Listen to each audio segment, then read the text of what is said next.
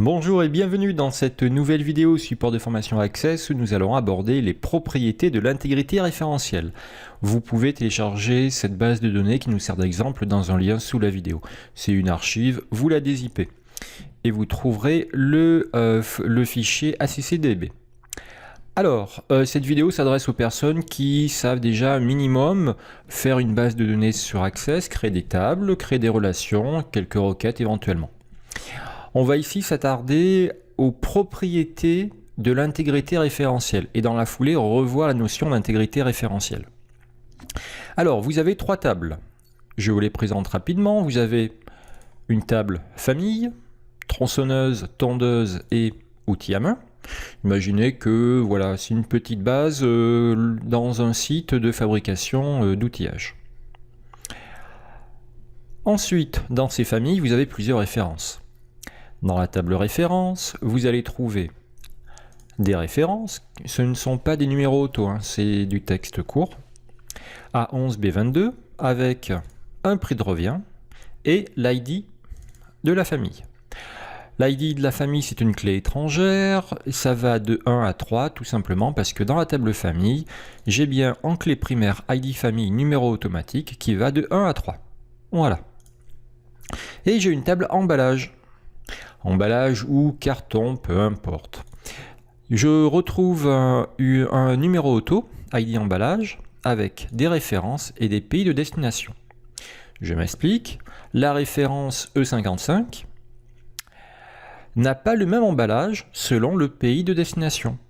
Voilà. Alors pourquoi? Par exemple, sur l'emballage, on va trouver des notices ou des slogans marketing ou autre chose, ou même des avertissements de sécurité spécifiques au pays. D'accord? Donc, l'emballage numéro 1 est sûrement écrit en français, l'emballage numéro 2 est sûrement écrit en anglais, et l'emballage numéro 3 est sûrement écrit en allemand. Voilà. Et pour le B22, nous avons deux emballages, un emballage pour la France et un emballage pour l'Italie. Ok.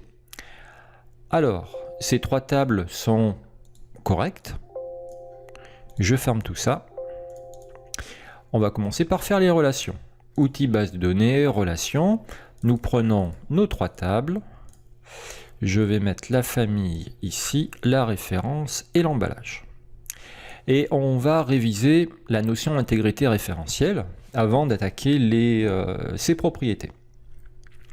La table famille, la table référence sont reliables avec un champ commun qui est l'ID famille. Ici, c'est un numéro auto, ici, c'est du numérique. Je peux faire ma liaison. Ici, alors faire la liaison, hein, je rappelle, je prends ID famille, je maintiens enfoncé et je le dépose sur ID famille. Là, je ne vais pas appliquer l'intégrité référentielle pour l'instant, justement pour vous montrer vraiment l'intérêt de cette intégrité référentielle que l'on coche systématiquement, sauf cas particulier. Donc c'est bien pour l'instant une relation de 1 à plusieurs, je fais créer. Parfait. J'ai bien l'ID famille, ID famille. Et si je ne coche pas l'intégrité référentielle, ce qui est une énorme erreur dans ce cas-là, que peut-il se passer? Alors ça, je sauvegarde. Dans la table famille, vous vous souvenez que je n'ai que 3 familles. Eh bien, l'intégrité référentielle n'est pas cochée. Dans la table référence, rien ne m'empêche. Je vais mettre la référence I00 avec un prix peu importe. Rien ne m'empêche de mettre une famille qui n'existe pas. J'ai mis ID famille 4. Excel ne me dit rien du tout. Il accepte. Mais là, c'est hyper dangereux parce que je n'ai pas de famille numéro 4. Voici pourquoi l'intégrité référentielle est quasiment obligatoirement cochée. Hein, ça, c'est ce que l'on dit à chaque fois quand on fait des relations. Il faut absolument que ce soit coché. Là, j'ai ici une valeur 4 qui n'est pas présente ici. Donc, lorsque je vais vouloir appliquer l'intégrité référentielle, je fais OK. Il me jette. Pas de problème. Je reprends la table référence. Là, je vais mettre ID 2. Je ferme. Je double-clique. je fais appliquer, je fais OK, il accepte. Autre cause de blocage de l'intégrité référentielle, c'est que vous n'avez pas mis le même format entre la clé primaire et la clé étrangère. Et ça arrive souvent aux débutants lorsqu'on crée ces tables. La clé primaire, la plupart du temps, c'est en numéro auto, c'est un ID. Donc ça va. Par contre, la clé étrangère, il y en a souvent qui ne la mettent pas en numérique. Parfois, les erreurs sont de la mettre en numéro auto, voilà, ou parfois en texte. Mais bon, c'est vraiment du numérique ici, pas si on a du numéro auto de l'autre côté. Ou alors, c'est une date, du texte court, etc., etc. Donc voilà l'intérêt de l'intégrité référentielle, c'est d'être sûr et certain que je ne trouverai dans la table référence, dans ID famille de la table référence, qu'une valeur existante dans ID famille de la table famille. Et dans la foulée, dans le même format. Ok. Référence et emballage sont reliables avec la référence. Toc, toc. J'applique l'intégrité référentielle, bien sûr. Je fais créer. Et là, j'ai une relation de 1 à plusieurs, de 1 à n, tout à fait classique. Ref ici est en texte, ref ici est en texte. Je sauvegarde un petit coup. Simplement, dans cette intégrité référentielle, lorsque l'on a coché cette case, il y a deux options possibles. Mettre à jour en cascade les champs correspondants et effacer en cascade. Alors, on va commencer par mettre à jour. OK? Alors, je n'ai pas coché la case mise à jour, volontairement pour l'instant. Allez, j'ouvre la table référence et emballage. Dans la table emballage, je retrouve E55.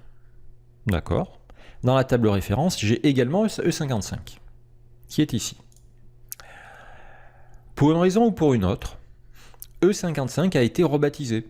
Maintenant, c'est E54. Voilà, ça a été décidé comme ça. D'accord. J'essaye d'enlever le 5, ça va. Je mets le 4, ça va aussi. Par contre, dès que je vais vouloir cliquer ailleurs ou sortir de la requête, Access me jette. Impossible de supprimer ou de modifier l'enregistrement car la table T-emballage comprend des enregistrements connexes. Effectivement, dans T-emballage, il n'y a pas E54. Or, on a bien coché l'intégrité référentielle, il ne peut exister des deux côtés que des valeurs identiques. Ou plutôt, il ne peut exister là-dedans que des valeurs qui se trouvent ici.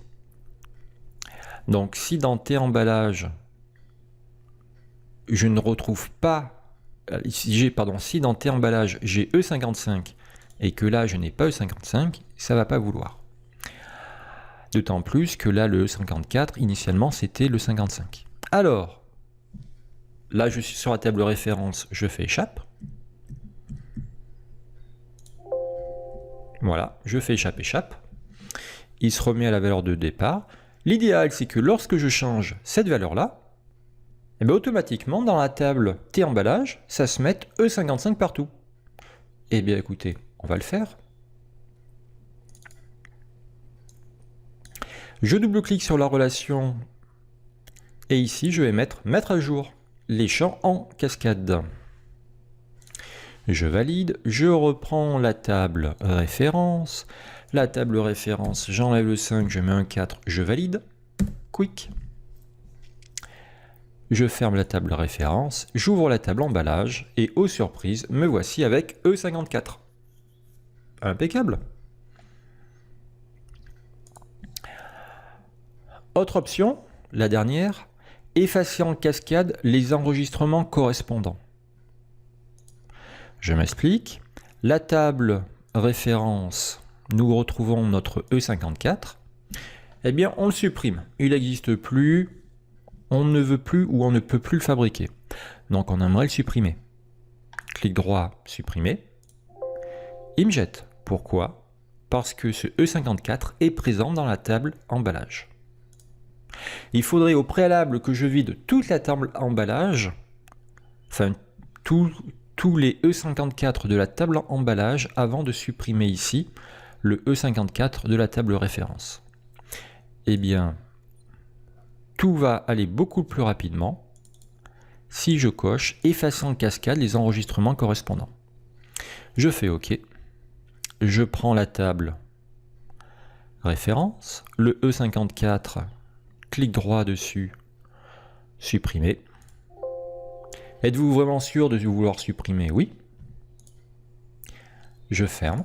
J'ouvre la table emballage. Je n'ai plus de E54. Voilà. Alors, comme on disait précédemment dans d'autres vidéos, appliquer l'intégrité référentielle est quasiment obligatoire dans 99% des relations, sauf cas particulier. Les deux autres options peuvent être également activées. On a vu l'utilité de ces options. Voilà, à vous de voir si vous pensez que les clés primaires peuvent changer de nom ou ne seront pas destinées à changer de nom. À vous de voir si les clés primaires peuvent être supprimées, sont destinées à être supprimées ou pas. Voilà. Mais écoutez, si vous avez réussi cette petite vidéo, je vous dis bravo et à bientôt.